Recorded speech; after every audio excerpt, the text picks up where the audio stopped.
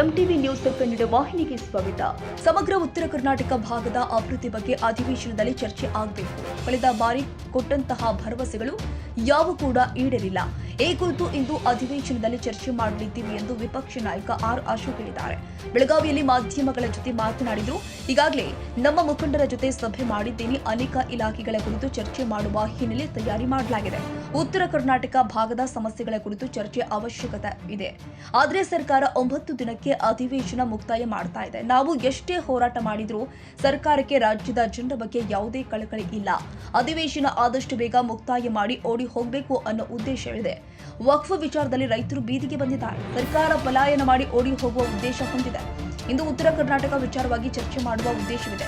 ವಿಜೇಂದ್ರ ಅವರ ವಿರುದ್ಧ ಕಾಂಗ್ರೆಸ್ನವರು ಇಲ್ಲಸಲ್ಲದ ಆರೋಪ ಮಾಡ್ತಾ ಇದ್ದಾರೆ. ಈ ವಿಚಾರದಲ್ಲಿ ಕಾಂಗ್ರೆಸ್ನವರ ಹೆಸರುಗಳೇ ಇದೆ. ಅದರಲ್ಲೇನು ವಿಜೇಂದ್ರ ಅವರ ಹೆಸರು ಇದೆಯಾ? ಮೂಡ ವಾಲ್ಮೀಕಿ ಹಗರಣದಲ್ಲಿ ಕಾಂಗ್ರೆಸ್ನವರು ಸಿಲುಕಿಕೊಂಡಿದ್ದಾರೆ. ಅದನ್ನ ವಿಷಯಾಂತರ ಮಾಡುವ ಉದ್ದೇಶದಿಂದ ಸರ್ಕಾರ ಈ ರೀತಿ ವರ್ತನೆ ಮಾಡ್ತಾ ಇದೆ. ಕಳೆದ 15 ದಿನದ ಒಂದು ಸಭೆನೂ ಕೂಡ ನಾನು ಮಾಡಿದ್ದೀನಿ. ನಮ್ಮ ಉತ್ತರ ಕರ್ನಾಟಕ ಸಂಬಂಧಪಟ್ಟಂಥ ನಮ್ಮ MLAಗಳು, BJPಯ MLCಗಳು, ನಾನು ಮತ್ತು ಚಲವಾದಿ ನಾರಾಯಣ ಸ್ವಾಮಿ ಅವರು ಸಭೆ ಕರೆದು ಅಲ್ಲಿ ಉತ್ತರ ಕರ್ನಾಟಕದ ಯಾವ್ಯಾವ ಸಬ್ಜೆಕ್ಟ್, ನೀರಾವರಿ ಮತ್ತು PWD, ಅಗ್ರಿಕಲ್ಚರ್, RDPR ಈ ಥರದ ಹಲವಾರು ಇಲಾಖೆಗಳನ್ನು ಚರ್ಚೆ ಮಾಡಬೇಕು ಅಂತೇಳಿ ಮಾತಾಡಿದ್ದೀನಿ. ನಮ್ಮೆಲ್ಲ ಶಾಸಕರು ತಯಾರಾಗಿ ಬಂದಿದ್ದಾರೆ. UKP ಬಗ್ಗೆನೂ ಕೂಡ ಚರ್ಚೆ ಮಾಡಬೇಕು ಅನ್ನೋ ತಯಾರಿಯನ್ನು ಮಾಡ್ಕೊಂಡು ಬಂದಿದ್ದಾರೆ. ಬಟ್ ಸರ್ಕಾರ ಅಧಿವೇಶನ 10 ದಿನ ಕರಿತೀನಿ ಅಂತೇಳಿ ಈಗ 9 ದಿನಕ್ಕೆ ರದ್ದು ಮಾಡ್ತಾ ಇದ್ದಾರೆ. ಅದರಲ್ಲಿ 2 ದಿನ ಗೌರವಾನ್ವಿತ ದಿವಂಗತರಾಗಿರುವ SM ಕೃಷ್ಣ ಅವ್ರದ್ದು ಕೂಡ ಅಲ್ಲಿ ಅವರ ಸಂತಾಪ ಕೂಡ ಆಯಿತು. ಸೊ ನಾವು ಎಷ್ಟೇ ಬೇಡಿಕೆ ಇಟ್ಟರೂ ಕೂಡ, ಎಷ್ಟೇ ಹೋರಾಟ ಮಾಡಿದ್ರು ಕೂಡ ಅವರೇನು ಅಧಿವೇಶನ ನಡೆಸಬೇಕು, ಫ್ರೂಟ್ಫುಲ್ ಆಗಿರಬೇಕು ಅಧಿವೇಶನ. ಇಲ್ಲಿಂದ ಈ ಅಧಿವೇಶನದಿಂದ ಜನಗಳಿಗೆ ಸಹಾಯ ಆಗಬೇಕು ಅನ್ನೋ ಒಂದು ಕಳಕಳಿ ಇಲ್ಲೇ ಇಲ್ಲ ಅವ್ರ ಹತ್ರ.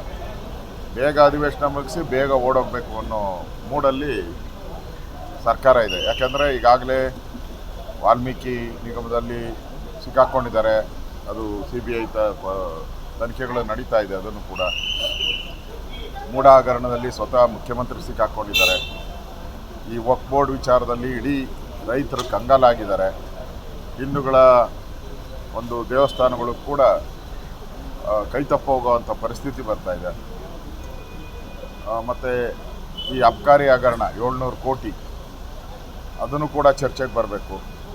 ಸೊ ಅವ್ರಿಗೆ ಪಲಾಯನ ಮಾಡಿ ಓಡೋಗೋದೊಂದು ಬಿಟ್ಟರೆ, ಕಳೆದ ಬಾರಿನೂ ಅಷ್ಟೇ 2 ದಿನ ಅಧಿವೇಶನ ಇಲ್ದಂಗೆ ಓಡೋಗ್ಬಿಟ್ರು ಬೆಂಗಳೂರಲ್ಲಿ ನಡೆದಾಗ. ಈ ಬಾರಿನೂ ಅಷ್ಟೇ ಅವರು ಒಂದಲ್ಲ ವಿಚಾರಗಳನ್ನು ತರುವಂಥದ್ದು, ಅದರಲ್ಲೇ ಕಾಲ ವ್ಯರ್ಥನ ಮಾಡುವಂಥ ಒಂದು ಕುತಂತ್ರವನ್ನು ಕಾಂಗ್ರೆಸ್ ಅವರು ಮಾಡ್ತಾಯಿದ್ದಾರೆ.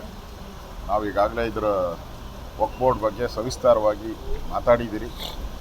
ಸರ್ಕಾರಕ್ಕೆ ಬಿಸಿ ಮುಟ್ಟೋ ರೀತಿ ಮಾಡಿದ್ದೀರಿ. ಅವರು ಉತ್ತರ ಕೊಡಬೇಕಷ್ಟೇ. ಇವತ್ತು ಉತ್ತರ ಕರ್ನಾಟಕಕ್ಕೆ ಹೆಚ್ಚು ಆದ್ಯತೆಯನ್ನು ಕೊಡಬೇಕು ಅಂತೇಳಿ ನಾವು ಹೇಳೋರಿದ್ದೀರಿ. ಅದರ ಜೊತೆಗೆ ವಿಜಯೇಂದ್ರ ಅವರ ಮೇಲೆ ಇಲ್ಲ ಸಲ್ಲದ 150 ಕೋಟಿ ಆಪಾದನೆ ಮಾಡಿದ್ದಾರೆ. ಇಲ್ಲಿ ವಿಜಯೇಂದ್ರ ಅವರು 150 ಕೋಟಿ ಯಾಕೆ ಕೊಡಬೇಕು? ಸಿಕ್ಕಾಕ್ಕೊಂಡಿರೋರು ಎಲ್ಲರೂ ಕಾಂಗ್ರೆಸ್ ಅವರೇ. ಈಗಾಗಲೇ ಎಲ್ಲ ಪತ್ರಿಕೆಯಲ್ಲಿ ಬಂದಿದೆ. ಎಲ್ಲ ಪತ್ರಿಕೆಯಲ್ಲಿ, ಮಾಧ್ಯಮದಲ್ಲಿ ಯಾರ್ಯಾರು ಕಾಂಗ್ರೆಸ್ ಅವರು ಸಿಕ್ಕಾಕ್ಕೊಂಡಿದ್ದಾರೆ ಅಂತ ಬಂದಿದೆ. ಅದರಲ್ಲೇನು ವಿಜಯೇಂದ್ರ ಹೆಸರಿದೆಯಾ? ಏನೂ ಇಲ್ಲ. ಈಗಾಗಲೇ ಮಾಂಪಾಡಿಯವರು ಕೂಡ ಕಾಂಗ್ರೆಸ್ ಅವರು ನನಗೆ ಆಮಿಷ ಒಡ್ಡಿದ್ದು ಅಂತ ಹೇಳಿದ್ದಾರೆ. ಆ ದೃಷ್ಟಿಯಿಂದ ಈ ಥರ ಬೇಜವಾಬ್ದಾರಿಯಾಗಿ ಸರ್ಕಾರ ಇಲ್ಲಿ ಅಧಿವೇಶನ ನಡಿಬಾರ್ದು, ಏನಾದರೂ ಒಂದು ತಕರಾರು ಮಾಡಬೇಕು, ಏನಾದರೂ ಒಂದು ವಿಷಯ ತರಬೇಕು, ಅದನ್ನು ಡೈವರ್ಟ್ ಮಾಡಬೇಕು. ಇಡೀ ಸದನವನ್ನು ಡೈವರ್ಟ್ ಮಾಡುವಂಥದ್ದಕ್ಕೆ ಕಾಂಗ್ರೆಸ್ ಅವರು ಹುನ್ನಾರ ಮಾಡಿದ್ದಾರೆ. ಇದು ಪ್ರಜಾಪ್ರಭುತ್ವಕ್ಕೆ ಕಾಂಗ್ರೆಸ್ ಬಗೆದಂಥ ದ್ರೋಹ. ಇದರಿಂದ ಜನಸಾಮಾನ್ಯರ ಏನು ವಿಷಯಗಳಿದೆ ಅದು ಚರ್ಚೆಗೆ ಬರದಂಗೆ ಮಾಡ್ತಾ ಇದ್ದಾರೆ. ತಾಜಾ ಸುದ್ದಿಗಾಗಿ MTV ನ್ಯೂಸ್ 24x7ಗೆ ಸಬ್ಸ್ಕ್ರೈಬ್ ಮಾಡಿ ಮತ್ತು ಬೆಲ್ ಐಕಾನ್ ಅನ್ನು ಒತ್ತಿ. ತಪ್ಪದೇ ಲಿಂಕ್ ಶೇರ್ ಮಾಡಿ.